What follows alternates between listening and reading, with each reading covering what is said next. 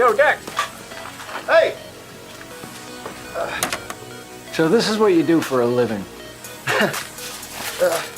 I'm trying to match cast-off patterns from a crime scene. Power tool was used. Here you go. Oh, thanks.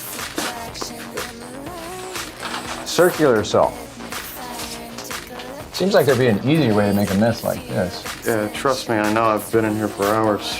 You know, in my line of work, you hear all sorts of horror stories. Boat propellers, garbage disposals. Seems like something you'd see with a chainsaw. Yeah, I hear that, but this power tool was plugged into a socket. Guess you haven't heard of an electric chainsaw.